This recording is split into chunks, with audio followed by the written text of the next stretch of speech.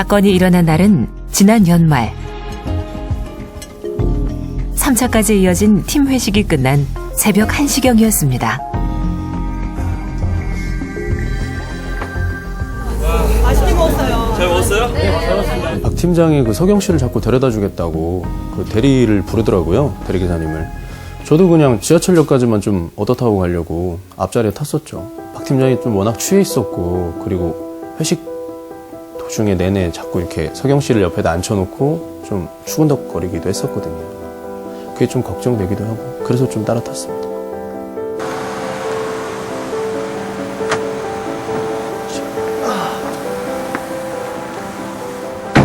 들어가요? 예.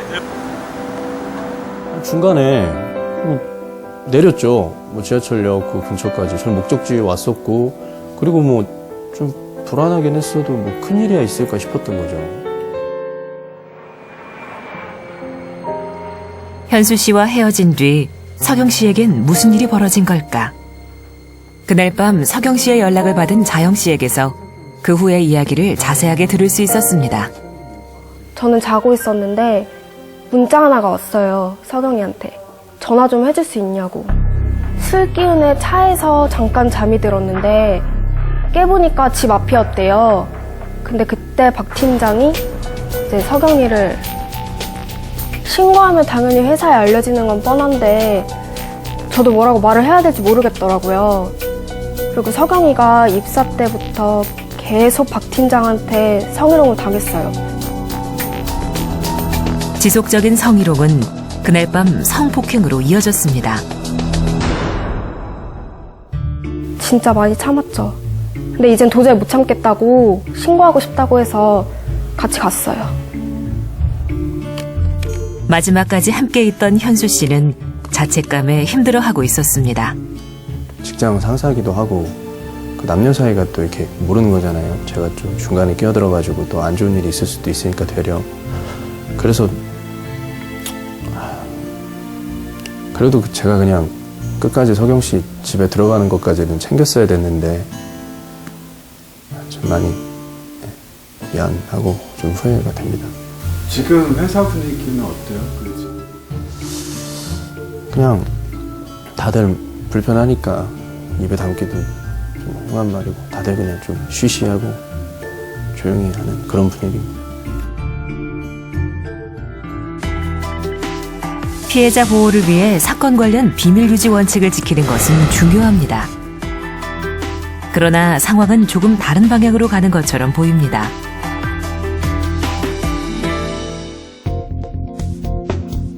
한 여직원이 회식 후 직속 상사로부터 차 안에서 성폭행 피해를 당했습니다. 여직원은 사건을 경찰에 신고하는 것은 물론 기관 내 설치된 성희롱 고충 처리 기구에도 사건을 알렸습니다. 하지만 우리가 주목한 것은 사건을 대하는 주변 사람들의 태도였습니다.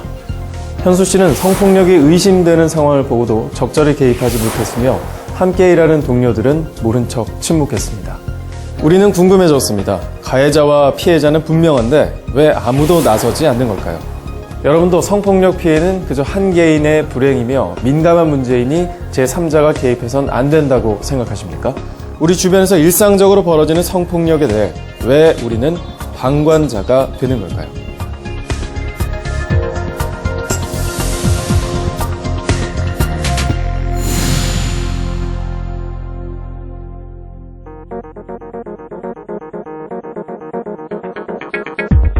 상하관계가 분명한 조직에서 현수 씨가 상사인 박 팀장에게 자신의 목소리를 내는 건 힘들었을 겁니다.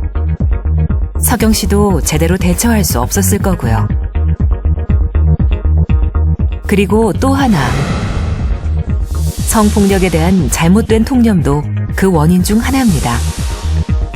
이 통념은 더 큰 피해를 멈출 수 있는 중요한 순간을 놓치게 하고 피해자에게 또 다른 고통을 안겨주고 있습니다.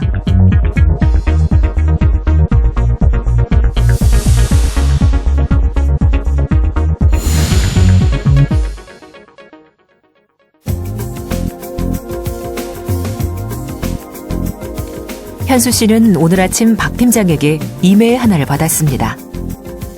평소 서경 씨의 행실에 대한 질문이 담긴 설문지였습니다. 설문지에선 평소 서경 씨가 이기적이었는지 옷차림이 야하지는 않았는지 남자 관계가 복잡한지를 묻고 있었습니다. 봤어요 이거? 현수 씨뿐만 아니라 팀원들 모두 같은 메일을 받았습니다. 아니 서경 씨가 뭐 평소에 물란하고 치마 짧게 입고 다니고 이거 완전 서경 씨 몰아가는 것 같은데.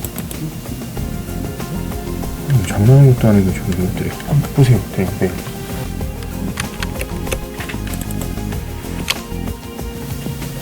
저쪽 바로 앞이긴 한데. 어디? 아 여기요? 네. 근데 지금 어디 계세요? 휴가 냈어요. 박 팀장 계속 보고 싶겠어요. 그래서 그냥.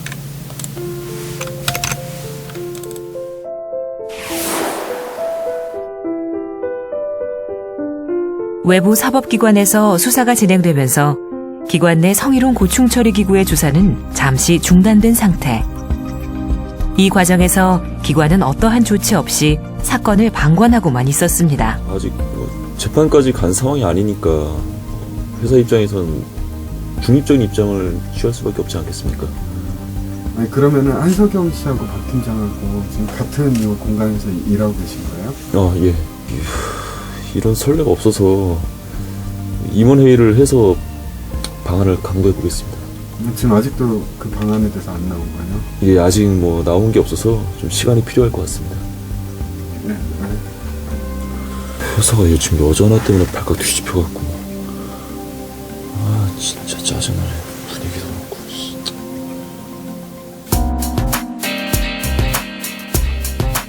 서경 씨에 대한 의심과 비난은 임원의 속마음뿐 아니라 직원들 사이의 대화에서도 흘러나왔습니다. 나 같으면 어떻게 회사를 나와? 어느새 서경 씨는 사람들의 입에 오르내리며 피해를 당할 만한 여성이 되어가고 있었습니다. 밤늦게까지 함께 술을 먹었으니까, 치마가 짧았으니까 성폭력이 일어났다고 여러분도 생각하십니까? 하지만 성폭력은 남녀는 물론 어린아이부터 노인까지 나이를 불문하고 언제 어디서나 발생할 수 있으며 30~40%는 아동 청소년 시기에 처음 발생합니다.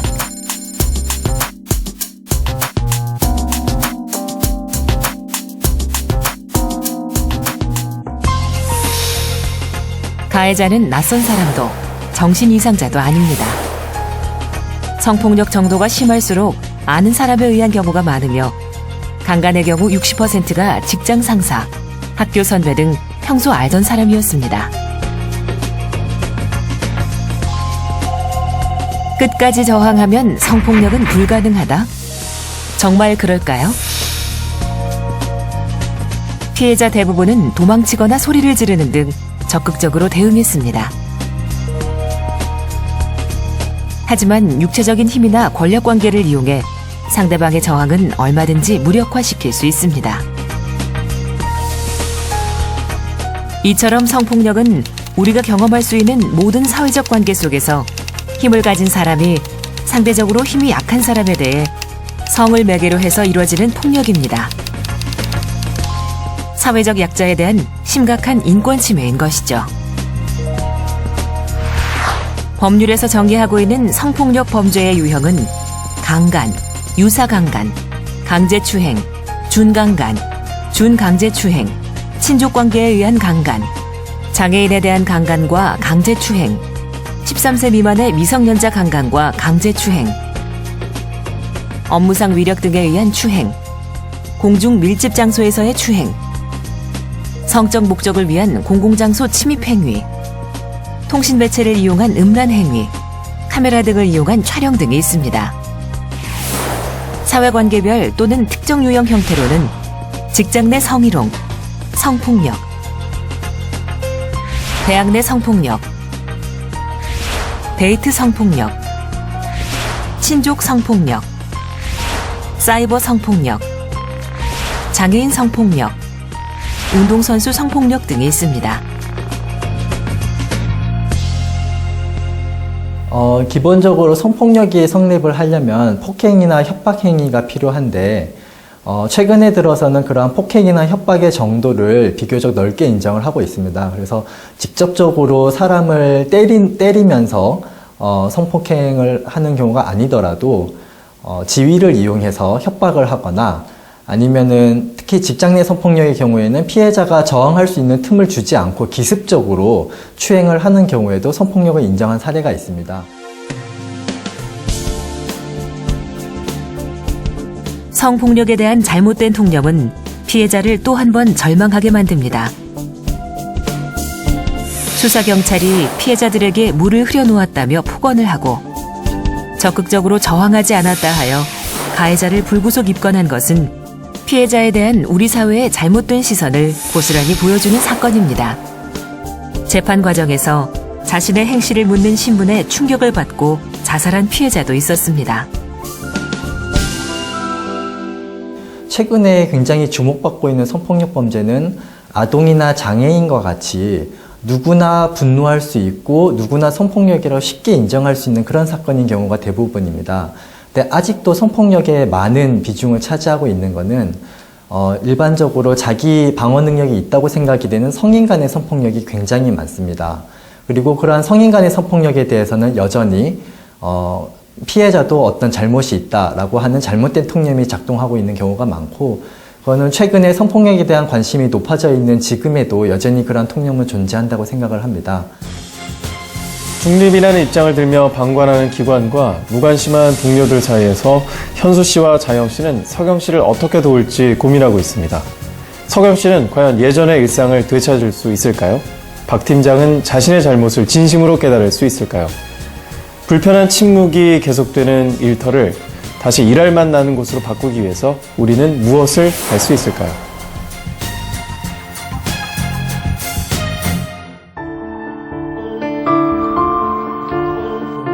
며칠 뒤 다시 찾아간 사무실. 분위기가 심상치 않습니다. 피해 가해자 처벌도 중요하지만 피해자가 그만큼 또 상처를 받았기 때문에 치료 같은 거는 해주던가 그런 식으로 또 도와주는 것도 좋은 생각일 것 같아요. 왜 이런 상황에서 서경 씨만 당해야 되는 거죠? 상황을 좀 지켜보면서 저희가 최대한 도울 수 있는 방법으로 이렇게 진행을 하는 것도 나쁘진 않을 것 같아요. 저희 자영 씨 잠깐만요. 서경 씨 지금 회사 나오시나요? 아니요, 회사 지금 서경이 휴직을 공고하고 있어서 회사는 지금 안 나오고 있고요. 회사에서 나름대로 방안이라고 하고 있는데 서경이 원하지 않고 있어서 저희 피해자인 서경 씨에게 되려 휴직을 권고하는 기관. 동료들은 서경 씨의 일자리를 지키기 위해 애쓰고 있었습니다. 현수 씨도 꽤 바빠 보였습니다.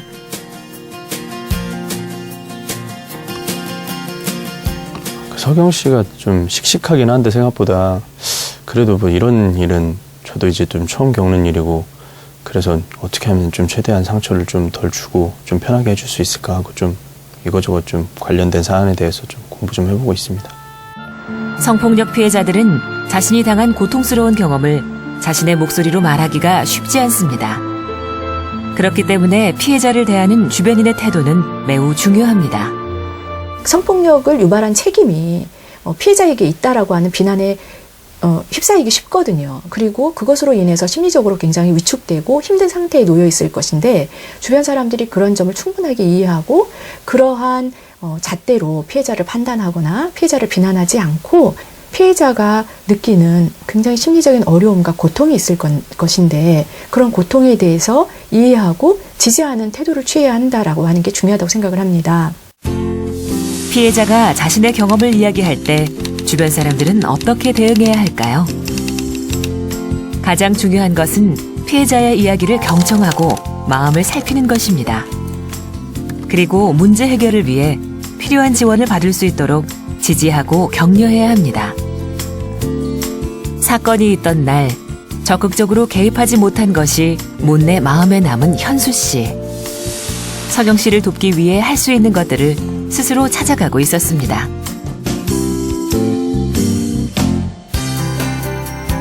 이렇게 현수 씨와 자영 씨는 나는 무엇을 할 수 있을까에 대한 대답을 조금씩 찾아가는 중입니다.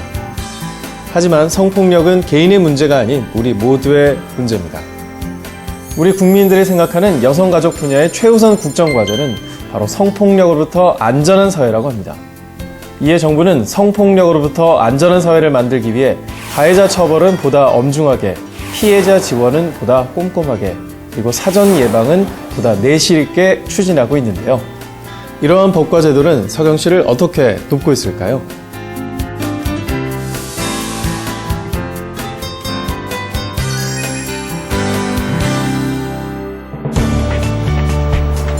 자영 씨와 현수 씨가 서경 씨를 만나기 위해 찾아간 곳은 원스톱 지원센터. 이곳에서 서경 씨는 상담, 의료, 법률, 수사 지원을 원스톱으로 제공받고 있습니다. 경찰서가 안에 있었어. 나 이런 데 있는지 처음 알았어. 서경 씨는 일로 바로 온대요? 이제 곧 온대요. 왔어? 먼저 있었네. 괜찮아?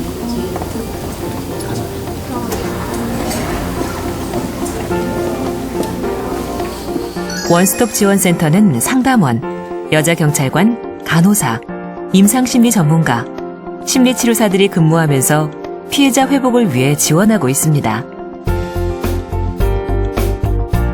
이처럼 정부는 성폭력 피해자 통합지원센터와 상담소를 확대해 신고부터 상담, 의료, 법률 조력인, 수사 지원, 치유 회복 프로그램까지 각각의 기관이 상호 연계해 피해자를 맞춤형으로 지원하고 있습니다. 복잡하게 생각할 것 없이 여성 긴급 전화 1366만 기억하세요. 가장 가까운 피해자 지원 시설을 안내해 드립니다. 서경 씨는 피해자 국선 변호사 제도를 통해 전문 변호사와 연결돼 재판을 준비하고 있습니다. 전문 변호사는 고소장 작성부터 판결이 날 때까지 서경 씨가 가진 법적인 권리를 충분히 보장받을 수 있도록 돕고 있습니다. 피해자들이 사건에 대해서 진술을 할 때 그 진술이 얼마나 일관되고 구체적인지가 굉장히 중요합니다. 피해자분들이 그런 사실을 모르고 이 사건 내용을 미리 정리를 하지 못하고 수사나 재판을 받다가 진술이 일관되지 못하거나 번복이 됐을 때 신빙성이 부정이 돼서 이제 유죄로 인정되지 못하면은 자책도 굉장히 심하고 또 유죄가 인정되지 못해서 또 얻는 고통이 굉장히 큰 걸 많이 받습니다. 그럴 때 피해자분들에게 초기에 이 성폭력을 전문적으로 상담을 하는 상담소 등의 여러 피해자 지원기관을 이용해서 이 상담을 받고 그분들의 도움을 받아서 법률적인 조치를 언제 취할 것인지, 그리고 법률적인 조치를 취하기 위해서 증거 수집이나 이런 준비는 어떻게 해야 되는지를 가능한 사건 이후에 초기에 빨리 준비하는 것이 좋습니다. 많은 사람들의 도움 속에서 서경 씨는 홀로 아픔을 감당하지 않겠다고 결심할 수 있었습니다. 많이 힘들긴 했지만 그렇다고 해서 제 삶을 포기하고 싶진 않았어요. 내가 잘못한 거 아니다. 내가 먼저 숨지 말자. 그렇게 제 자신한테 얘기를 했어요. 물론 저를 비난하는 사람도 있었지만 도와주려는 사람들이 더 많았으니까요.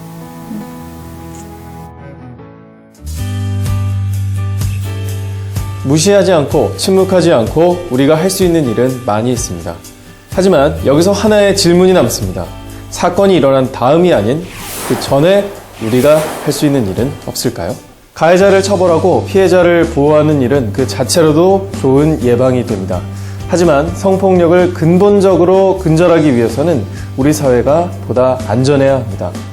조직 문화와 주변 환경을 변화시키기 위한 능동적인 참여, 변화는 조금씩 시작되고 있습니다.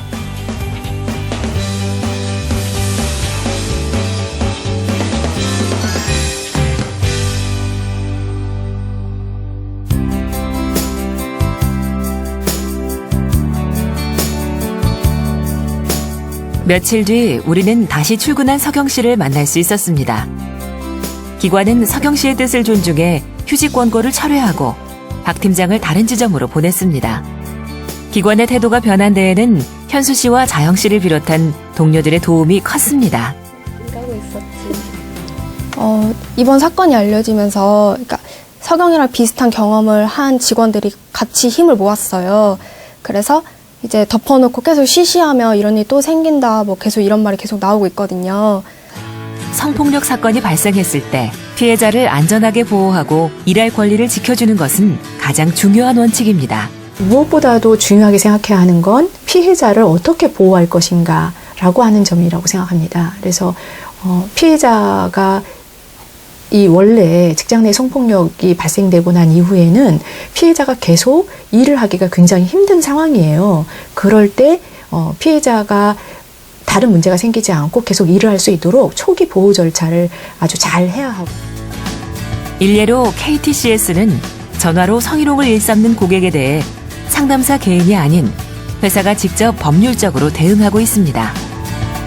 이를 통해 상담사를 보호할 뿐만 아니라 일상화된 성폭력에 대한 사회적 경각심을 일깨워주고 있습니다. 최근 공직사회는 성범죄에 대한 무관용 원칙을 강화하며 성폭력 예방에 앞장서고 있습니다. 고의로 성범죄를 저지른 공무원에 대해서는 파면할 수도 있으며 가해자는 물론 사건을 은폐하거나 피해자를 모욕한 2차 피해 관련자에 대해서도 징계 조치를 할 수 있게 됐습니다. 이처럼 성폭력 사건에 대해 기관 차원에서 단호하게 대처하는 것은 향후 성폭력 재발 방지와 예방을 위해 꼭 필요한 조치입니다. 조직 문화 또한 점검해 보아야 합니다. 그리고 또 한 가지는 도대체 우리 조직에서 이런 사건들이 왜 발생했는지 조직 문화를 점검해보는 중요한 기회로 삼아야 된다고 생각을 합니다. 그래서 혹시 직장 내에서 성희롱이나 성폭력들이 언제든지 쉽게 벌어질 수 있는 조직 문화는 아니었는가, 사람들의 인식에 있어서의 문제점은 무엇인가, 이런 것에 대해서 좀 짚어보는 기회로 삼아야 할 것이고요. 현수 씨 기관은 이번 사건을 계기로 성희롱 고충 처리 기구를 내실화하며 성폭력 없는 건강한 직장 문화를 만들어 나가는데 노력을 기울이기로 했습니다. 그래서 시작한 것이 바로 성폭력 예방 교육. 2013년 6월 19일부터 국가기관, 지방자치단체, 각급 학교 등 공공기관의 성폭력 예방 교육이 의무화되었는데요. 아동 청소년부터 직장인, 어르신에 이르기까지 전국 성폭력 예방교육 지원기관에 신청하면 찾아가는 예방교육을 받을 수 있습니다. 성폭력이라는 게 피해자, 가해자, 그 당사자 간의 개인의 문제가 아닙니다. 업무 시간에 또 회식 시간에 우리 일상생활에서 만연하게 존재하는 이런 성폭력이나 성희롱들을 그냥 넘어가게 된다면 제2의, 제3의 피해자가 계속 발생할 것이고, 여자친구가 그게 성폭력이라고 느낄까봐 쉽게 어떤 제의를 못하겠어요. 그래서 어떻게 해야 성폭력이라고 느끼지 않을까요? 여자분들이 싫다라고 얘기하는 것을 남자분들은 보통 싫다고 그대로 듣는 것이 아니라 좋으면서 싫다고 라고 이해를 본인 스스로 해석을 하십니다. 그리고 침묵도 좋으면서 말 안 하는 거다. 꼭 주의하셔야 할 거는 상대방이 파트너가 좋아, 오케이라고 말하지 않는 이상은 다 노로 해석을 하시면 되십니다. 사실 성폭력이라는 게 지금까지는 그저 한 개인의 문제라고만 생각을 했거든요. 근데 이 조직이 어떻게 하느냐 하는 것이 정말 중요한 것이구나 라는 것을 다시 한번 알게 됐고, 평소 직원들의 고충에 대해서도 좀 더 관심을 가지고 건강한 조직 문화를 만들어 가도록 노력을 해 나가겠습니다. 직원들의 능동적인 참여는 조직을 넘어 지역사회도 변화시키고 있었습니다. 자영 씨는 지난달부터 사내 동호회 직원들과 함께 지역 활동에 참여하고 있습니다. 위험한 환경은 없는지, 가로등의 밝기는 적정한지 살피며 지역 환경을 안전하게 바꿔나가는 것입니다. 사실 예전에는 남일이라고 생각했어요. 진짜 뉴스에만 있을 일? 정말 이게 나한테 일어날까? 내 주변에서 일어날까? 막 이런 생각 많이 했었거든요. 근데 석영이가 그런 일을 당하고 나서 회사가 되게 많이 바뀌려고 노력하죠. 저희가 그렇게 힘쓰고 도움하려고 한 만큼 회사가 이렇게 조금씩 변하는 모습도 많이 보이고, 이제 석영이도 밝아지는 모습 때문에 정말 저도 나름대로 뿌듯하고. 다시 일상의 자리로 돌아간 석영 씨. 아직 법정 싸움은 남았지만 밝아진 석영 씨의 얼굴에서 우리는 기분 좋은 내일을 예감할 수 있었습니다.